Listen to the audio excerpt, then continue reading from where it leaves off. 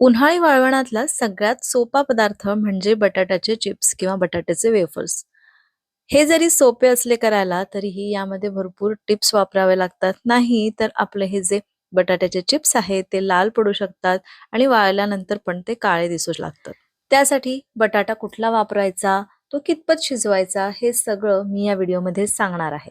तर इथे आपण नवीन बटाटा घेतलेला आहे आणि तो छान त्याचे साल काढून पाण्यामध्येच घालायचं आणि त्याचे चिप्स तयार करून घ्यायचे. खूप पातळ करायचे नाही, नाहीतर चिप्स चवीला चांगले लागत नाही. थोडेसे जाडसर चिप्स तयार करून घेतले आणि याला 3-4 वेळा पाणी बदलवून धुवून घेतलं. रात्रभर याला पाण्यामध्ये ठेवलं. दुसऱ्या दिवशी परत हे पाणी फेकून दिलं आणि दुसरं पाण्यामध्ये याला ठेवलेलं होतं. एक 2-3 मिनिटं, 5 मिनिटं आणि त्यानंतर आता इथे पाणी गरम करायला ठेवलेलं आहे. उकळवायचे आहे आता आपल्याला हे चिप्स. त्यामध्ये या पाण्यामध्ये छान उकळी आल्यानंतर एक 2 ते 3 टेबलस्पून मीठ घालायचं आहे. भरपूर मीठ घालायचं म्हणजे हे पाणी जे आहे ते छान खारट झालं पाहिजे. इथे या पाण्यामध्येच तुम्ही थोडीशी तुरटी सुद्धा घालू शकता आणि इथे दाखवल्याप्रमाणे हे छान शिजवून घ्यायचे. वरती वाळत टाकायचे.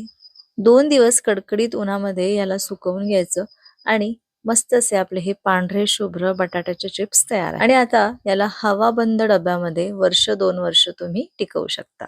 रेसिपी आवडली असेल तर एक लाईक करा. बाय.